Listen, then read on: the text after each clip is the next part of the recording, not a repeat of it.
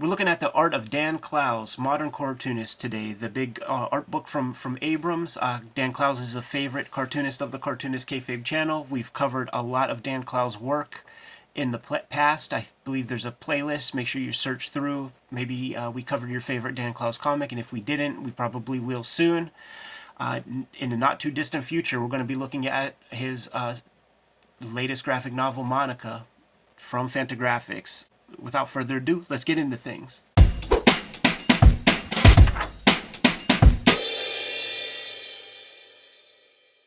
Welcome to your favorite comic book channel, Cartoonist Kayfabe. My name is Ed Piskor. I'm Jim Rugg. The art of Dan Clowes is going to be under the microscope, but we got to let you guys know, Cartoonist Kayfabe Comic Book Christmas in July is forthcoming. Last Saturday in July, we are going around to our local free Little Lending libraries in our neighborhoods. We are stuffing those Little Lending libraries full of comic books, be it doubles that we have accumulated over the past year, our own comp copies, or go hit up the comic shop, hit the dollar bins, grab a bunch of stuff that you would recommend to people. We need to increase comic book readership, and this is one way to do it. The Patreon that we have for Cartoonist Kayfabe is where the King Kayfabers are able to completely mitigate the kayfabe effect. This is because a good sample of them are hanging out with us in the chat room while we are recording this video in real time, but all King Kayfabers get the videos before anybody else. And without further ado, Jimmy, let's take a quick breeze through the art of Dan Clowes, modern cartoonist from Abrams. It seemed like once a year, Abrams Comic Arts put out a new monograph of like one of the cartoonists that we freaking love. There's the art of Jaime Hernandez. There's the Jack Kirby, King of Comics. This Clowes book. I could do 20 minutes on that cover image. I think it's so striking. I know, man. Shouts to Jonathan Bennett, who is doing jacket design, and I believe he did some work on the inside also to design a thing, scan the pages, all of that. I think Alvin Bueno Ventura had his hand in that. But amazing when these books came out. Answered a lot of questions. Put me on certain eBay hunts, man. I never knew, before I got this book, I didn't know that there were like full color zip things like this. I got this book, I went on eBay immediately. That's where all those color zip screens that I got after seeing these. It's what I should have used for that Red Room 1 cover, because it would have been what Clowes would have used back in the day, right? To really emulate that. Great photography throughout. Like, this is kind of stuff that I really enjoy because it's a little bit of different stuff. You know, even like, I just think this book is beautiful. Like, going back through it after not looking at it for a couple years. Yeah. So much fun. All of these portraits inspired my my thumbnail for the Dan Clowes shoot interview that we did. I just love how he interprets himself all the time. Never very kind. No, and he has strips of it. He has them as like author photos. Like, it happens a lot. And whenever you see the photograph, it fits perfectly. It absolutely does. And I'm just imagining him, like, his table right next to, like, Wendy and Richard Pini at some convention or something, and, like, that's where that look comes from. The cool thing about this is that you do get a reasonable sample of his juvenilia and things like this, man, but it's an opportunity to reprint a lot of the comics that don't have a place anywhere else. So his comic from Kramer Zerlat 7, and the McSweeney's comic. Mm-hmm. Yeah, fills in some blanks too on that McSweeney's comics, and I don't want to get too far ahead, but coming out of like an HBO pilot that he wrote and developed and stuff. But yeah, like seeing like all the youthful stuff in the background. How about this here, Jimmy? Man, there was a comic book vending machine back in the day, 1965 to be exact. This video is brought to you by the Cartoonist Kayfabe Patreon. There are 3 different levels to suit all of your needs. At the King Kayfaber top level, you will get access to all of our videos first and earliest to help curb the kayfabe effect. You'll be the first one in line to buy those books. And at the King Kayfaber level, you get to sit in on our recording sessions. So welcome to the Brain Trust. It is also brought to you by the books that we make.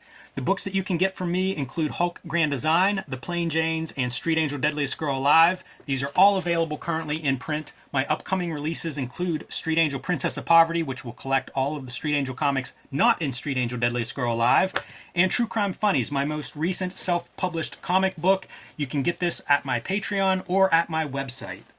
Ed Piskor has a big year coming up, starting with the Hip Hop Family Tree Omnibus coming out this fall.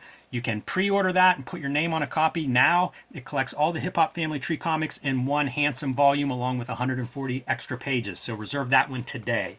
X-Men Grand Design. All 3 volumes of X-Men Grand Design will be collected in one trade paperback this fall. Again, pre-order that one today. Some of these Grand Designs have gone out of print, so this is a way for you to read X-Men Grand Design conveniently. And the 3rd season of Red Room Crypto Killers is currently being published. You can get that at your local comic book shop. There are also 2 trade paperback volumes in print and available for order wherever you buy books and comics. And now back to our video. Yeah, this has floated through social media a couple of times because this is not the only one. Like, there was a real attempt at this. That's wild. And you can kind of find remnants of it online, but it is an odd endeavor. He talks about this specific comic in interviews a lot. Like, he talks about that on the Mark Maron episode. And it's a DC comic. When you go through the Silver Age DCs, you see, you could connect a lot of dots to Dan Clowes' style that way. I love seeing this stuff, man. It almost looks like Iron Fist. Like he's drawing Iron Fist comics, dude. All of this stuff where it's like comic mock-up kind of stuff, amazing. I was looking at his like little college pad, dude, and seeing that he got like one of them. Man, that VCR probably cost like 3 Gs. Yeah, that's an impressive thing to have at that time period. But also, like, that is such a snapshot of like college era. Right. You know, it's that pared down, just depressing apartment. Record player there. It's awesome.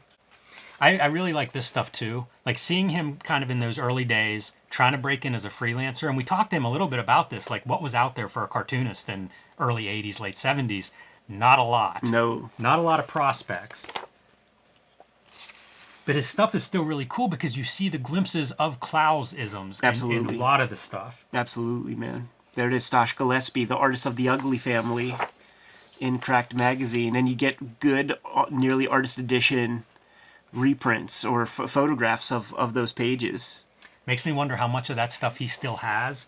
And it also makes me wonder, like, how do we get an Ugly Family PDF together? Like, it's never, I don't think it's ever going to happen in print. No. But I mean, I've got half of them probably that I'm ready to scan and put together. And we just need to piece it together. That could be a crowdsource a fan, crowdsource, right, exactly. Yeah.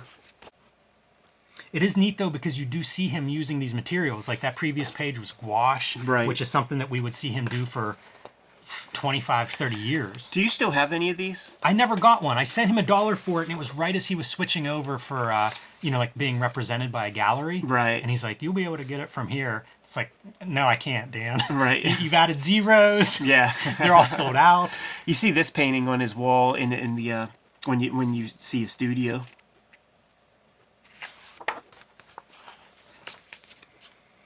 It's so interesting for me going through Lloyd Llewellyn in that black and white explosion 1986 era and thinking, like, this is where, like, one of the great cartoonists, this is his start. I remember seeing the first Lloyd Llewellyn piece I ever saw was in an issue of Amazing Heroes that has The Outsiders on the cover, drawn by probably Jim Aparo or something. And it's just, latest comic in like the news, and it was a very spared image. This is one of the great parts of the book. If you go back one page, is just we're going to see a lot of this. If you kept a tally of like how much art appears here that wasn't published or printed, and that's really a big benefit to me of seeing this kind of stuff, along with stuff like this. Working out roughs and kind of developing, and all that New Yorker stuff. It's been published, but I don't have a set of that. Right. So let's see it. He always talks about his New Yorker covers, like they're always these very complex things, man, and then he'll get the next week's, and it's like impressionistic, like snowflake on a slate background. Like this kind of stuff. I absolutely love mock-ups along those lines. How cool, because it looks like it has the same chunky case wrap, like, so it's almost a 1-for-1, except it's like hand done with his dummies. This is that strip, Mr. Wonderful, that got its own kind of Pantheon release. This was part of man, that was such an interesting little period in the New York Times, the Sunday paper. They had this thing, the funny pages. It was Clowes, it was Jaime, Seth, I believe, Megan Kelso, and there were about Chris Ware. Did Chris Ware do one? Yeah, it was the building story, like not all of building stories, but the one that came out. We had to look at building stories sometime as like that package of mania. Absolutely. Absolutely. It is an interesting time, though, because it was such a different audience in a lot of ways. Like that Mr. Wonderful piece, I like that book a lot, but it's kind of a different Clowes. The New York crowd, the intelligentsia was really looking at comics for a little while. That's when like that year at Mocha, when we went there, that was the one where on the magazine page for the New York Times, it was the photo of like Spiegelman and all those dudes standing there, and Evan Dorkin was cutting promos on those dudes for like 20 minutes. This would have been this monograph comes out after Wilson, but before Patience, right? Absolutely, definitely before Patience. Okay. Man, I love the studio shots are always really exciting for me. Any of the sketchbook stuff, really great. See, there's your color zips on that 8x1 cover. Right. And all these different treatments for the logo. More self-portraits. Yeah. Boy, those girly ties. Yeah, all the sketchbook excerpts are really fun. I love this. This was a big thing for me. Is like I don't know if I've ever run the same logo on a book. Right. I guess Hulk Grand Design, the 2 issues were the same, and that's kind of a Marvel move. But otherwise, like I would look at this stuff and just be like, yeah, man, you create the entire cover every time. Right. Yeah, that goes back to Crumb. You also get to see pristine reproduction on these things as you go through like the 8-ball catalog, and it's stuff that we have or we've seen, but also just the reproduction is so sharp in this edition. Color guides, dude. That's awesome. What is this? He's got letterhead? Clowes letterhead? Yeah, man. I don't remember getting a letterhead used in my in notes that I've gotten from him. I want that letterhead. Look at all these, the organization stuff. There's a text piece in this book from Chris Ware, and he kind of talks about in Chicago hanging out with Clowes and how his apartment was organized so neatly and cleanly. It was like a museum. And you see it whenever it's like boxes of letters that even look good. Right. Man, all of the cover sketches I find remarkable. And I'm curious, this is where I say, I need you to include sizes on stuff. Totally. Guys, you're going to do an art book, give me the sizes of it. It's kind of surprising that's not in here. I was shocked by this because I don't think of him as being a big reference guy. It makes sense with this story, The Stroll, but it's not something that I think of. And then like seeing this, it's like, okay, yeah. And it also is instructive on how do you use photo reference. Yeah, because he distills it down and turns it into totally Clowesian imagery. Yeah, I did not read this story back in the day and go, oh, okay, he's tracing photos. Yeah, Right. absolutely not. Cover to the TCJ. 2001, I think I had a subscription at this point. Living in a little shitty apartment and reading my comics journals. Just internalizing these messages. This is great. This is the group in Chicago that would meet, including, I think this might be Chris Ware's text piece, but talking about like all these cartoonists meeting up and just trying to entertain each other. There's your Chris Ware drawing, I'm sure. Yeah, man. And doing these mini jam comics and then running across the street, photocopying them, and then of course they end up on eBay. Right. Yeah, Clowes, Gary Lieb, Archer Pruitt, that would be Soft Boy, Chris Ware, Terry Laban, and Doug Allen, Steven. Those guys were all staples of those indie comics, of like any of those anthologies, man. Blab, Snake Eyes, all that shit. I love this stuff, dude. Yeah, that part's really neat. These drawings, like, so bizarre. What's he even doing with that? All right. Just a character study? Right, that's some of the neatness of the organization. So those are press clippings, I guess, about different artists he likes. Dude, reviews, articles. Look at the narcissism. 7-6 volumes of stuff from about himself. In hindsight, I wish more artists would do that. Dan, we'll send you a DVD, man, of our interview with you. Put it in your little binder. These two on tour, Chris Ware and Dan Clowes. Man, the idea of Chris Ware parasailing or something is just, I can't get it out of my head. Hilarious. I also appreciate seeing this kind of stuff. I think this was unpublished, but he's done so much work outside of like the 8-ball and his graphic novels. It's nice to see it somewhere. That's the Darlington Sundays that I mentioned at the top, that he developed like a series Bible or something. I don't know if a pilot was ever shot, but that was an HBO script, and then it finds its way into the McSweeney's short story. Right. Look, here's one of those mock-ups. Yeah, dude, so cool. You squint your eyes at home and tell me that doesn't look like the finished cover. Straight up. So detailed. It makes me wonder if he'll lightbox that or something. Yeah. Seeing that independently makes a lot of sense too. as its own kind of file or piece. Yeah, it stands out so well. This is a great page, and they go into detail about it. You know, this idea of Wilson finally seeing like the power of, you know, people see oceans and rivers and get moved, and at this moment's whenever he's seeing the raindrops coalescing in it, and he finally gets it. I want to go back and reread Wilson. Yeah, that's an episode. Like, we got to do that. We got to do Patience. We got to do Velvet Glove. We haven't done Velvet Glove. This Darlington Sunday's the pitch for it. It was only 4 pages in McSweeney, so not a whole lot to go on, although I think it's set in Pittsburgh, which, gotta love that part. But it's a family of detectives. How do you not greenlight that? Right. I don't care who it is, what medium. Dan Clowes doing a family of detectives. Yes, please. Yeah. Bill Hader should be on that. A lot of talk about Caricature and his reservations about it before it's released. And we've covered that story. It's one of his big stories. But you can see here, like, what's great about this book, writing it in this draft format. Right. And then refining it further. Yep. Yeah, we did an episode on thumbnails, and that's where that little blue Post-it note comes from. Yeah, and if you read Clowes' interviews and things, this is the that movie Lift. Remember, I always talk about that beneath what's the lake in California? Silver Lake. Beneath Silver Lake, it's that indie movie, and I swear it lifts stuff from a lot from David Boring, especially this scene. Right. Yeah, this is so memorable, man. Because that's like, this feels like such an authentic, like, teenage sex moment. Right. And feels very inauthentic if you see the movie after you've read it. I was looking at this panel and trying to understand why this is such a good panel and gripping, because it's super simple. Right. Like, it shouldn't work, and I think it kind of decodes his art and what makes it work. Those big, heavy lines, the iconic kind of treatment of everything, really impressive. But what I was saying about the thumbnails, if you read a lot of Clowes' interviews, he talks about writing process changing a lot from story to story. Right. So it's kind of cool to see the thumbnails for Caricature and see, like, oh, writing them in layouts, which is not the way I think he always works, but just something at, you know, that time. Again, another one of the how to use photo reference. Right. And David Boring, again, just a matter of time before we cover that. Yeah.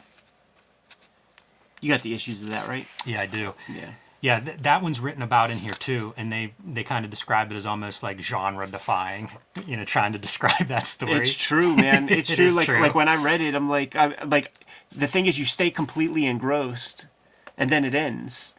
That's when I started reading Clowes, and it was partway through the serialization. I can't remember if 2 parts were out or just 1, but I was then buying it in real time of like, I got to read the next chapter. Right.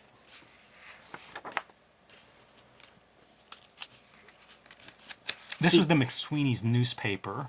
They did like a broadsheet that had some comics in it. And, San Francisco Panorama, 2009.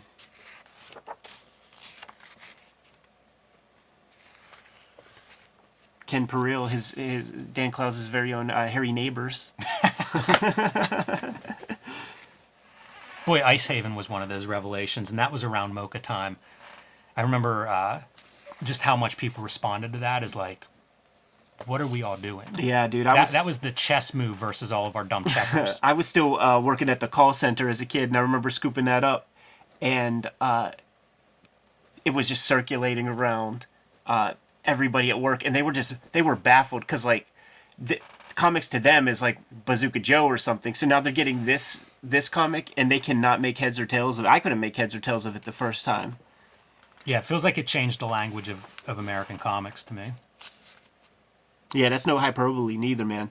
And one of the pieces, see, Ken Peril gets deep, so he's talking about some of the stuff that gets added and how important this page was for the whole experience of it, because little David Goldberg, he never speaks, and it's the silences that are so important in the Clowes comics, but the fact that the boy like recites that Wilder dude's poem is like a sense. It's like Stockholm Syndrome. There's all sorts of stuff.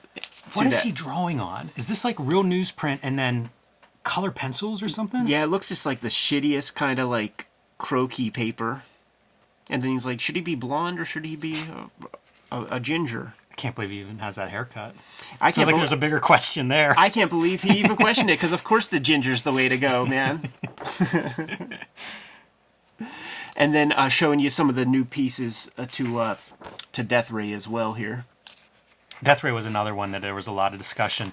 Death Ray might have been released at MoCA, the issue. It might have been like a release, because I remember, like, I think everybody bought it, and the next morning it was just like, I gotta go talk to my friends about this comic. Right. I also remember that they had the Death Ray print, Yeah. and I still kick myself for coming home without it. Right.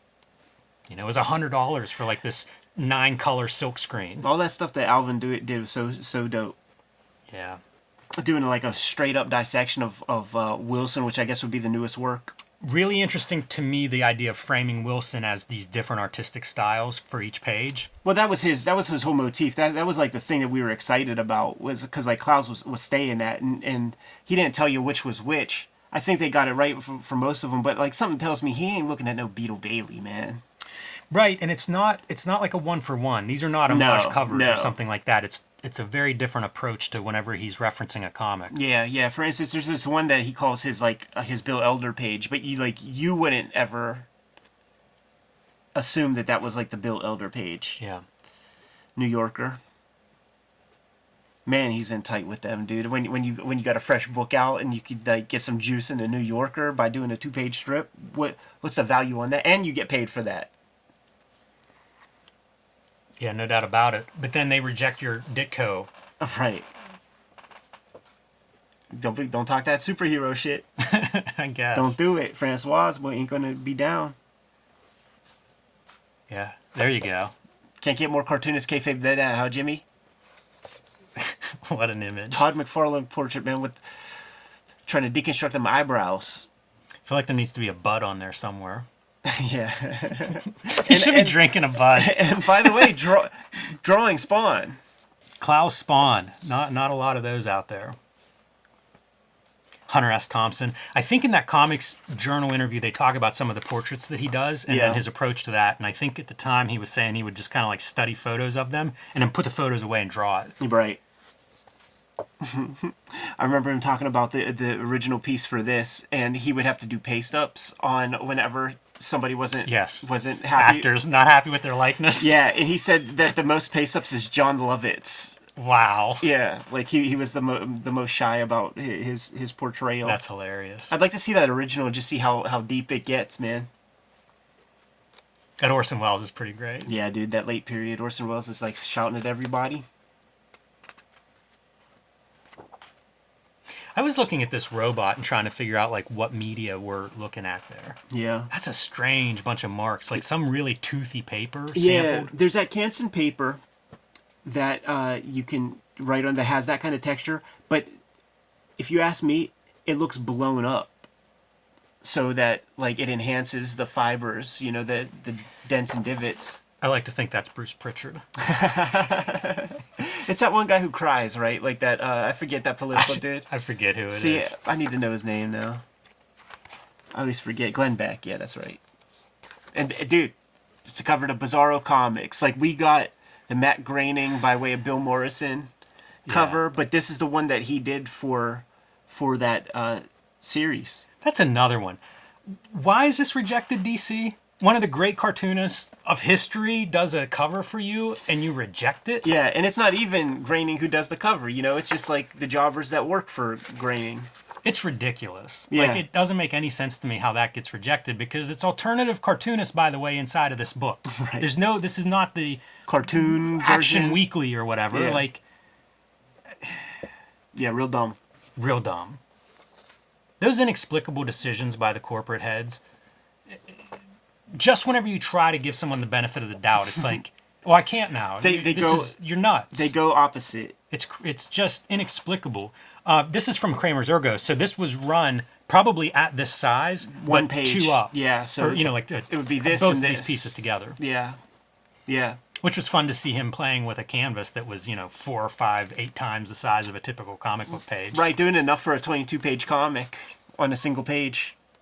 Heck of an exercise. The volume that he does on this stuff always blows my mind, because there was like that Hustler, the guy who worked in Hustler cover was in here, and it's super detailed. These are neat, and I don't know if you've ever seen Naked Kiss, but the opening scene I recommend everybody watch, if nothing else, because it's a black and white movie where this is a prostitute gets in a fight with this dude in the office, gets her wig ripped off, so now you got this bald prostitute fighting this guy in a very suburban home.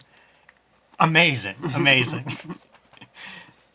This was one of those, like, look at the detail on this cover, Right. you know, and the detail of the plan for the cover. Yeah. And he does that over and over again. Like, going through this week, going through this book, I was just struck by the amount of time spent on most of these pages. Right. And he doesn't have a style, like, by the time he gets to the finished drawing, I don't feel like there's anything on here where it's like, okay, you're going to cross-hatch this for an hour. Right. You know, that's not there. But the planning part sure is the time. Yeah, totally.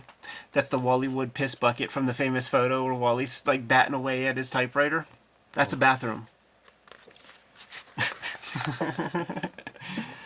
Oh yeah, when was it Penguin that was doing all those books? Yeah, those are there was fun. there was like a Seth one, there was a Chester Brown book cover. Yeah, there were a handful. They were pretty neat. I didn't realize he did a couple. Well, this is That's the a same different thing. Yeah. But yeah, it is interesting to see how much cover art he was doing. Like the Best American Non-Required Reading, that feels like kind of on brand. This was the screen print Yes. that I foolishly passed up. Yeah, right. Boy, that looks sharp. I think that's the hardcover D&Q cover. book. Yeah. Also like that figure. The proportions on that toy figure, I would steal those proportions. Press pop, baby. Like I always joke that like you're not a real Fantagraphics cartoonist if you don't got your press pop figures, man. It's such a cool design, that figure, especially when you do like the kind of superhero, the small waist proportions. That design really pops. Yeah, for and also sure. the colors are absurd.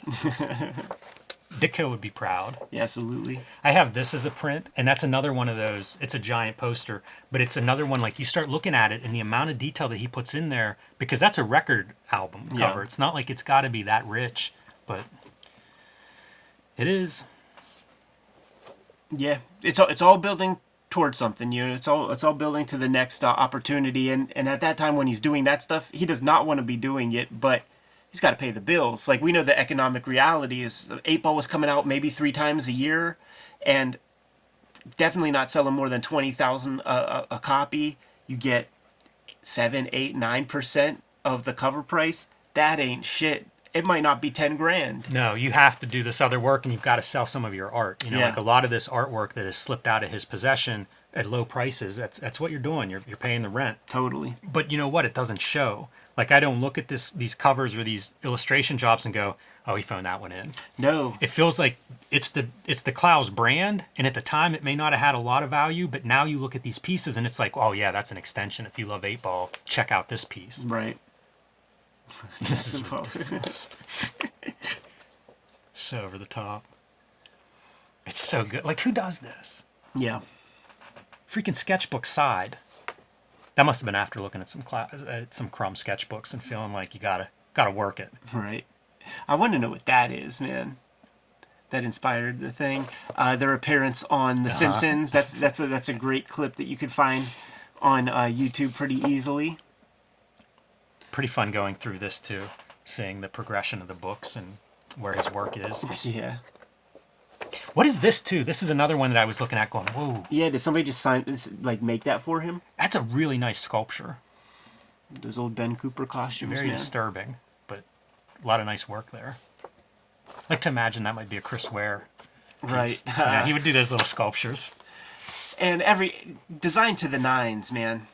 Designed to completely every inch of it, really well, man. So much tender love and care put into this book that's highlighting one of the great modern American cartoonists, the art of Dan Clowes. If you missed it the first time around, you better go scoop it up now, because it may be kayfabe affected. I don't know that they just keep these things in print. I have no idea.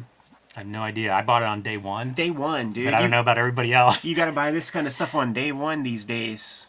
Good to go? I am. Kayfabers, like, follow, subscribe to the YouTube channel, hit the bell so that we can notify you when new videos are available. Cartoonist Kayfabe Comic Book Christmas in July is the last Saturday in July, and we are putting all of our comic book doubles, our comp copies, and others into the free little lending libraries in our neighborhoods to increase comic book awareness and to promote comic book readership. We want you guys to do the same. Last year was the first time we did it. More than 1,000 people participated.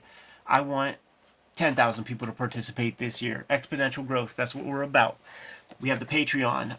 The King Kayfabers on the Patreon get these videos before anybody else, and that mitigates the kayfabe effect. They also have access to this live recording stream that we are doing. Whenever we record all these videos at once, we get to hang out in the chat room, almost do whole episodes that aren't on the proper channel, privately with the King Kayfabers. But the vids are brought to you by the books that we make, and the Hip Hop Family Tree Omnibus is coming to you this Christmas. It's collecting all 4 volumes of Hip Hop Family Tree and 140 pages of additional material. Put in your pre-orders now. We have just sent it off to print, so it is now limited in terms of those who are getting the first printings. Not the last holiday piece I'm putting out this year. The X-Men Grand Design trade paperback is coming to you this year. There's a volume out of print of X-Men Grand Design, so this is your way to get all of it at once. And Red Room is my current comics project. 2 trade paperbacks of that are out there right now. Crypto Killers is the latest and final season of Red Room. Issue 3 is forthcoming, coming out the last Wednesday of July, and that's going to have a backup feature that kind of shows you a proto version of my daily comic strip characters. So I consider that to be a hot key. Make sure you get your hands on that. Jimmy, what do you have? Street Angel Princess of Poverty will be my next book release from Image Comics. It'll be out this fall. You can pre-order that now in some locations. And it is the set piece for Deadliest Girl Alive, which Image just reissued in a trade paperback. So no overlap there, but together they'll collect all the Street Angel comics that I have ever made. Hulk Grand Design and the Plain Janes, also available right now. And my latest self-published comic, True Crime Funnies. I've actually sold out the print edition, although a reprint is coming. But if you can't wait for the reprint, you can read all of my comics and all of my upcoming comics on patreon.com/JimRugg, or you can get the PDFs on my website. Jimmy, tell the people some other ways that they can support the Cartoonist Kayfabe channel. You can subscribe to the Cartoonist Kayfabe e-newsletter. Below this video is a link. You can also pick up t-shirts, hats, mugs, merchandise, stickers, and so on. Also below this video at our Spreadshop link. There you have it, guys. Those are your marching orders. Keep the lights on in the Kayfabe studios. Give them those marching orders, Jimmy. We'll be on our way. Make more comics.